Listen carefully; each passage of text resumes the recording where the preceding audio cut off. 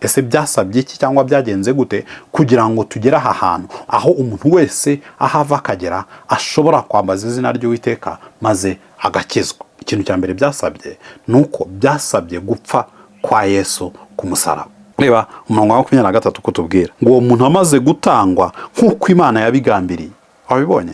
Imana yari bizi kuva kera ko uyu muntu azapfa ku musaraba, ngo ibimenye bitari byaba mwamubambishije amaboko y'abagome muramwica. Ntabwo gupfa kwa Yesu byari impanuka, ntabwo gupfa kwa Yesu ari ibyago byamugwiririye ngo baramufashe bamuguye gitumo. Oya, ni ibintu Imana yari yaragambiriye kuva kera, ihitamo ko uyu muntu apfa ku musaraba. Ntabwo yari umuntu usanzwe, kuko Imana yari yaramuhamirije. Aba bantu bari babizi, babonye ibimenyetso n'ibitangaza bigaragaza ko uyu nguyu ni umwana w'Imana, uyu nguyu ni intungane.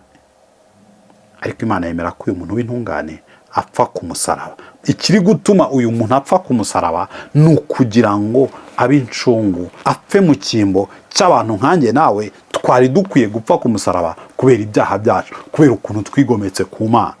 Icyo Petero ari kutwereka aha ngaha ni uko kugira ngo njyewe nawe uyu munsi tube dufite uburenganzira ku gakiza, byasabye ko Imana itanga Yesu w'i Nazareti agapfa ku musaraba.